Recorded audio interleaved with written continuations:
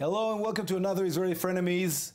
We had a packed week. We have a lot to talk about. Hi, Ari Fold. How are you? Fantastic. We had an amazingly packed week. Some good, some bad, but it was definitely a packed week. I think we're going to have a great show today. I think so too. So let's dive right into the issues.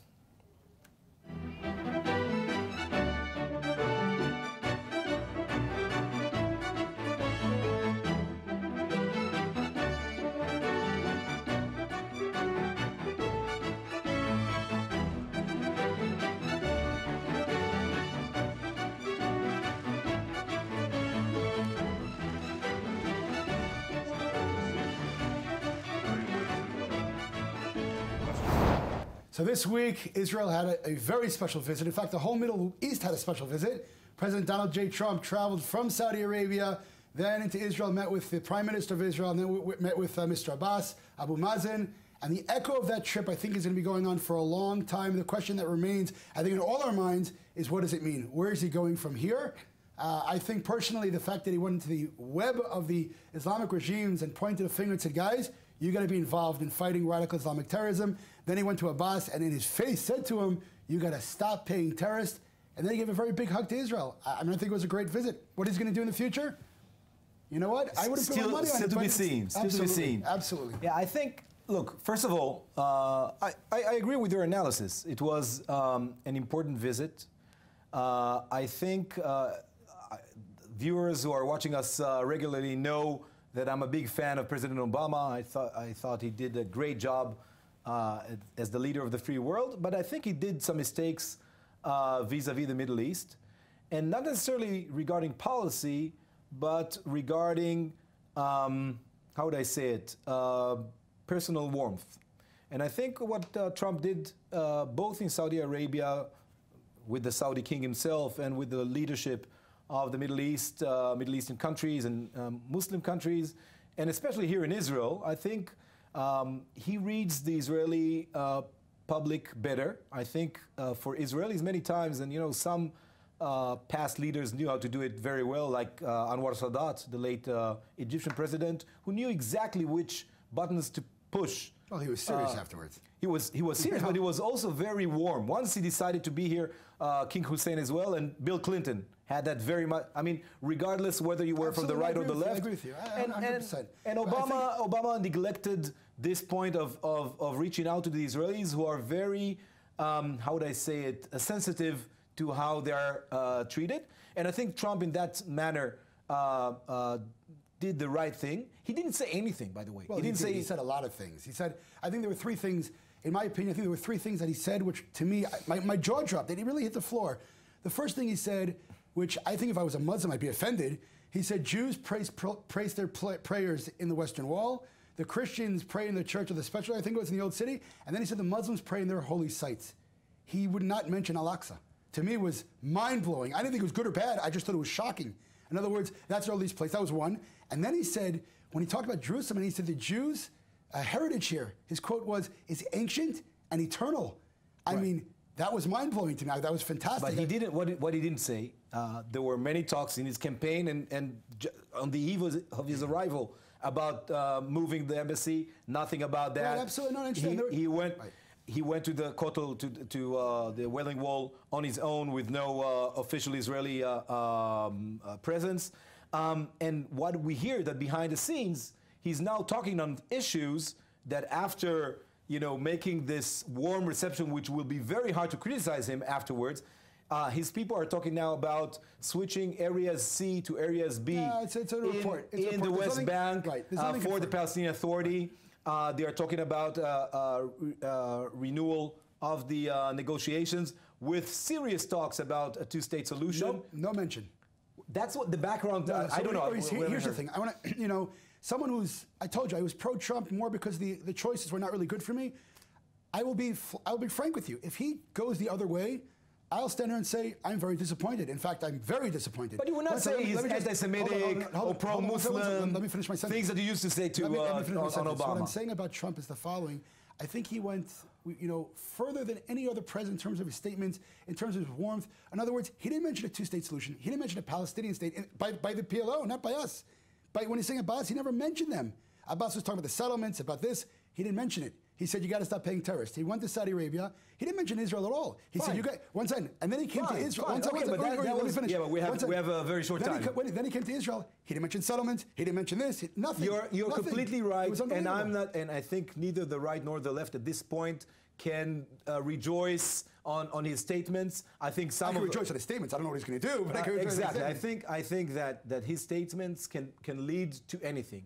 And I think if he's actually going to go for a process now, I think from an objective point of view, he has a much better way to start a negotiation than his predecessor in that sense, because he's so welcomed here now. And he did some of those symbolic issues.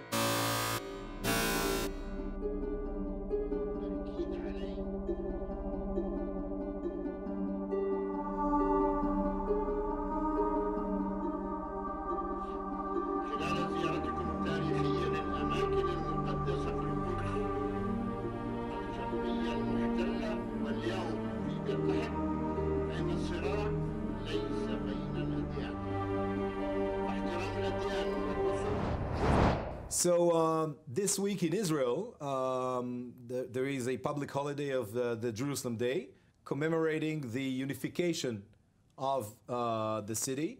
I should say that I'm not celebrating that public holiday. I believe that Jerusalem has never been united, at least not since '67. But I don't want to cling to what I think. We heard the president of Israel this week, a true believer in United Jerusalem, a true right-winger who believes in the greater Israel, who said we cannot celebrate the Jerusalem Day as long as the Palestinians are not treated equal. We can't celebrate Jerusalem Day. He said that the celebration is not full and I'm not going to rejoice because the Palestinians, that's what he said. He said we can't fully rejoice, I understand. Okay, he said, that's what he said, and he said because the Palestinians are not treated equally in the city and are in poverty. And last week you said everybody's equal, and you told me bring digits, bring data. So I brought some data. 40% of Jerusalem are Palestinians. Okay, of the population of Jerusalem are Palestinians living mostly in East Jerusalem, or all of them live in East Jerusalem. 76% of the Palestinians live below the poverty line. In Israel, were you talking about only in those areas? You're talking about in all of Israel? Only Palestinians in the East Jerusalem, only in the Palestinian neighborhoods. 76% out of the children, the Palestinian children in Jerusalem, almost 84% are below the poverty line. I'll continue. There are 2,000 missing classrooms in East Jerusalem. Where's this information from? I'd like to know. This is the information from Ir Amim, which is a. Excuse me. The president of Israel accepted it. Hold on, let me finish. Just tell me what the source is. It's a left-wing organization. A very serious left-wing organization. Fine. Okay. So what? Left-wing can. I want to know where the numbers are from. These are real numbers. From them. It's real numbers. From a left-wing organization. Okay. Only 4 welfare centers in East Jerusalem to 19 in West Jerusalem. Okay. And again, 40% of Jerusalem are Palestinians. Good. And this is something that is not for them. This is from Channel 10 this week.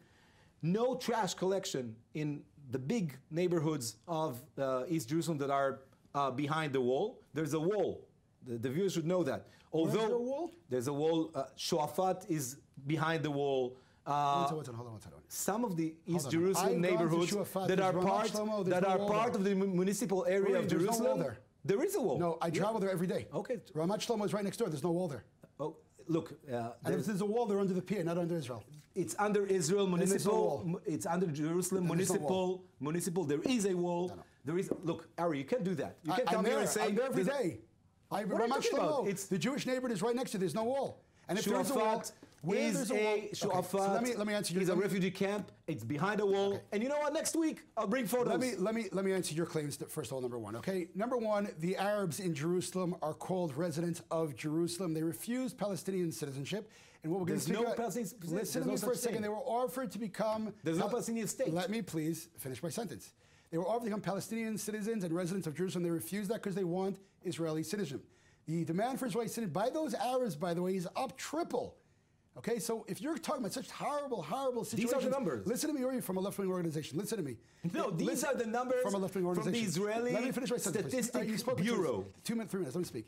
if the situation is so horrible, why are they refusing their national citizenship and begging for Israeli citizenship?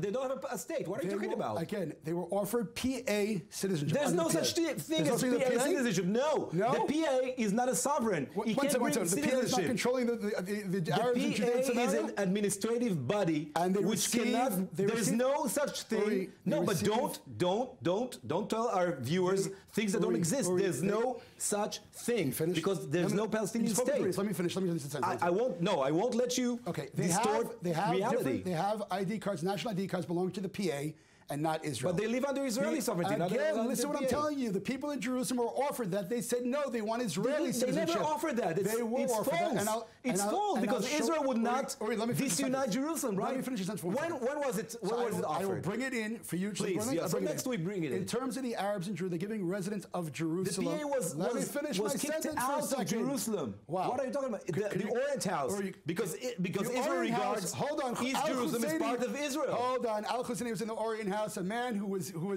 advocating for terrorism. But there's no way for Jerusalem Arabs to receive Israeli citizenship. Let me answer your claims. Or Palestinian cards. Please. Let me answer your claims. Put into account who owns a house. Put into account their property management, which you're not putting into account. Put into account their taxes, which you're not putting into account. The Arabs and the residents of Jerusalem.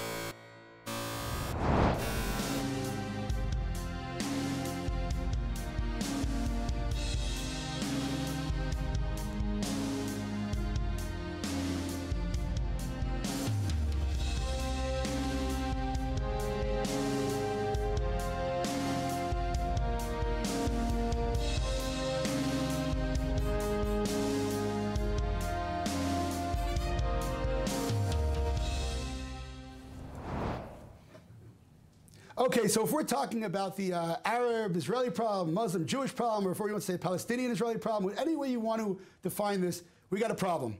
And the question is, what's the solution? So I always tell people that you cannot find a solution until you define a problem. Imagine a man walking into a hospital and saying, my arm's hurting you, and the doctor says, well, we don't know what to do, so let's cut off the arm and everything will be happy. I don't believe in that. We got to get to the basic problem, the definition. And here's where the solution begins. If you don't define the problem, you can't find the solution. If we're talking about land, and again, we'll discuss this together in a second, between 1948 and 1967, the Arabs had every inch of what they call disputed land today.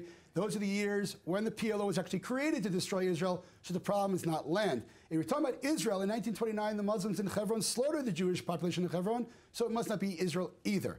In my humble opinion, the problem originally was Arab nationalism, and today is more of an radical Islamic problem, since all the terrorists who are killing Jews under the Palestinian claim over the last 30 years have been from that faith. Now, it's not saying that all Muslims are terrorists, God forbid. That's saying that we have a radical Islamic problem. Therefore, the solution has to be connected to that and not to some fabricated national claim of the Palestinians or whatnot, because the murder and the terrorism was going on long before any of that happened. So that being said, my solution is very simple. Any Muslim or Arab who wants to live peacefully under Israel, as the Jewish democratic state, by the way, we say in Arabic, ahlan wa sahlan, you're welcome. There are certain ramifications and boundaries that we have to put because we want a Jewish state. And the Arabs who live under Israel, who are loyal, have a very nice life. And hold on, but you yes. want to give the 2.5 million Palestinians living in the West Bank it's a good question. the right to vote in Israel? Good. My answer is the following. Those Arabs were given Jordanian citizenship in 1948. When Jordan occupied Judea and Samaria, they gave all Arabs living there Jordanian citizenship. By international law, once a refugee receives citizenship of a third country, he's no longer considered a refugee. The fact that Jordan stripped them of their nationality in 1967 is horrible. They should be given Jordanian citizenship and be residents of Israel with full human rights, everything from education Did you ask to health. The Jordanians well, whether they're you didn't really okay ask, with that? But you didn't ask the Jews living in Judea and Samaria if you want to kick them out of their homes. You're okay with doing that? But they're citizens of my country, not the citizens of any other country. But they occupied that area. No, it was the Hashemite kingdom. The Hashemite kingdom. We had peace with Jordan. No, I'm not talking about Israel. I'm talking about justice. You're a man of justice, right? There's one thing that I respect you of, and I do. You're a man of justice.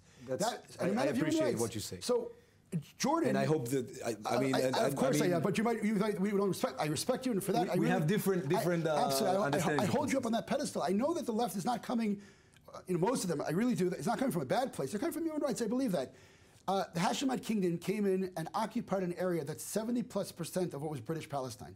Today, that occupation in Jordan is over 74% Arabs who define themselves Palestinians. That's where Palestine should be. Now, whether they agree with it or not was never a matter of justice. In other words, I don't agree. So just let me understand. Your solution is Jordan is Palestine. My solution is one of two. Either historically or in terms of justice, that should be Palestine. They have the majority of, they have the majority of Arabs consider themselves Palestinians. They occupy the majority of British Palestine. But even if they don't become Palestine, at least Jordan should give the Arabs in the West Bank Jordanian citizenship and let them be residents of Israel on two conditions. Number one, they accept the fact that it's a Jewish country. And number two, they don't fight Israel. They don't have any plans with a fabricated national claim to take over Israel. Okay, that's my solution. All right, I think that your solution is just not feasible. That's not an answer. And immoral. And immoral? How is it immoral? Because you want people who live under your sovereignty to be citizens. You want to make them citizens of another country. No. It just doesn't make any sense. They were citizens. They were stripped of their citizenship. The people who stripped them of their citizenship give them citizenship back. Perhaps according to your logic, then the same way as Jordan gave them full citizenship and full rights, Israel now, since they're living under Israel for the last 50 years, should give them citizenship as well. No, they're not. And I'll tell you what my... They're not. They're not living in Israel. Not even the Arabs in Jerusalem. The Arabs in Jerusalem have... They live exactly in the area where you live. Here's my proof. You get all the Israeli rights, and they're not getting They're not anything. Israelis. Here's the proof, by the way. But hold on, I want to elaborate on my... The Arabs in Jerusalem, they have Jordanian passports. And one of the reasons that they're scared to become citizens, by the way, is because Jordan will strip them as well. And okay, we can talk about Jerusalem. No, I'm just saying. Jerusalemites. It's Jordan. It was reported. Jordan built the refugee camps, not Israel. I want to have also my Go right ahead. to this. My observation on what's going on vis-a-vis the Palestinians is not the Palestinians what they need, but what Israel needs.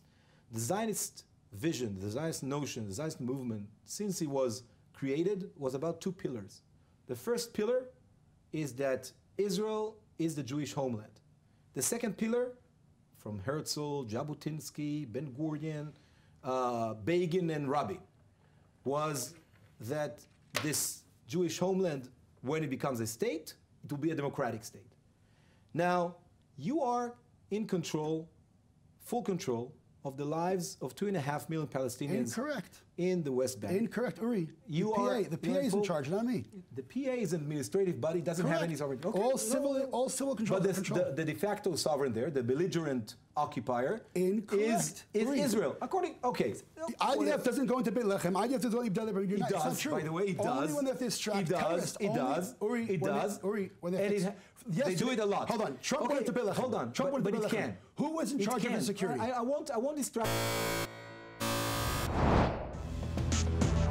We know that possible that today it was also a terror attack. We're still investigating. Tel Aviv, or Rami, Tel Aviv.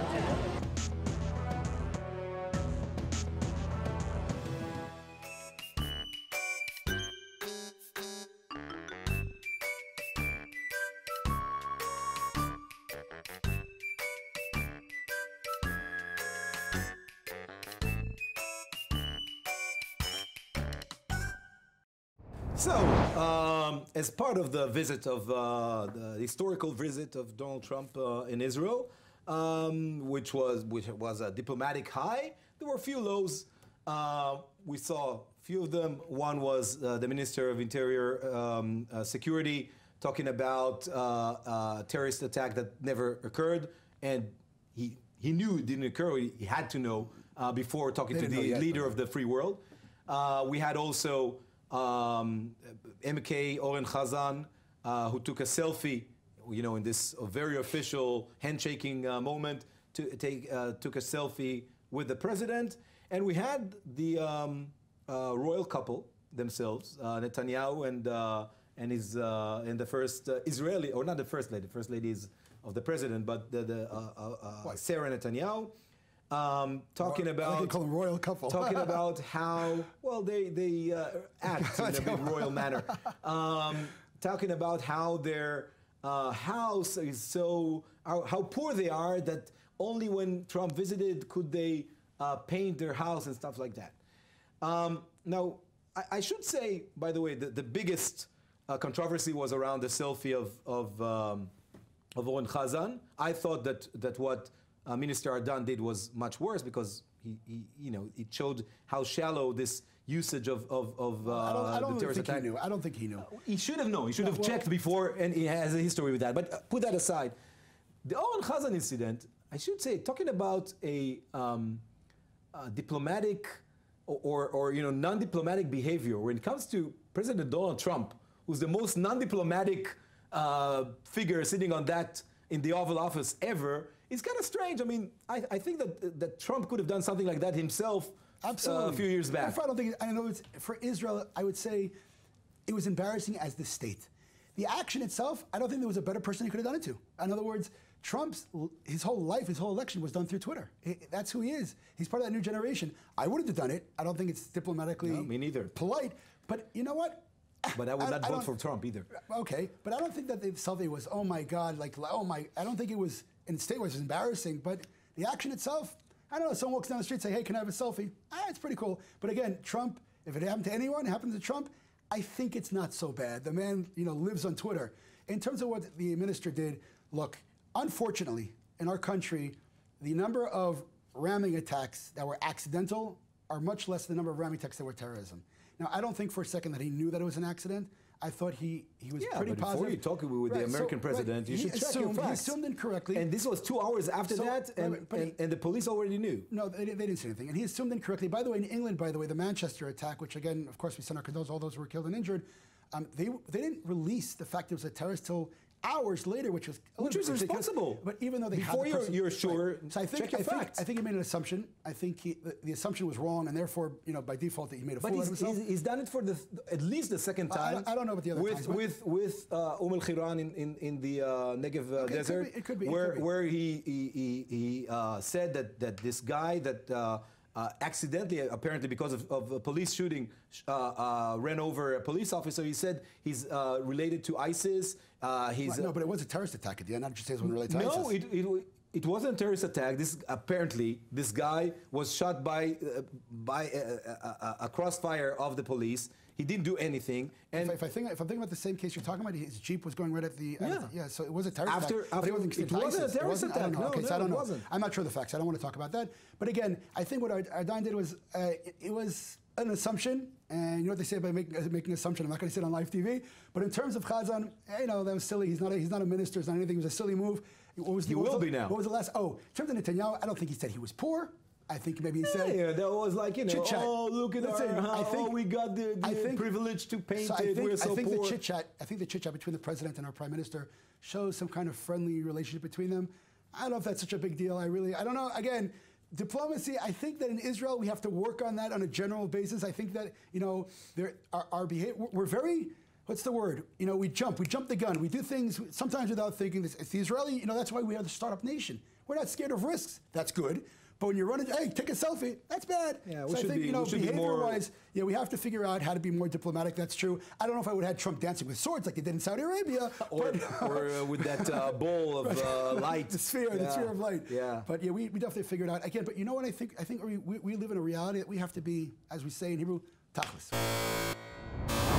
All right, well, it's that time of the show. We're going to give a good word, and I want to give this good word to my family. Those of us who work in politics, I think, we're doing a lot of stuff all around, and sometimes the family, unfortunately, takes a back seat. So I want to tell my wife and say thank you to her, Miriam. Without you, I wouldn't be able to do any of this stuff, and my kids have been very patient. Really, I haven't been home this whole week, not a minute. I get home every night, 2 o'clock in the morning.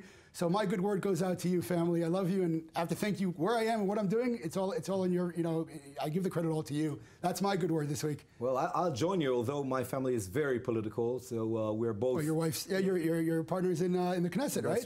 That's true. So,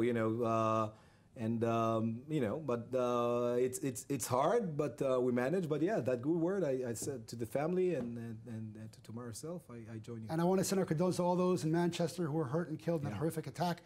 All of Israel stands behind you. So wish you have a wonderful weekend. We'll see you next week on Frenemies.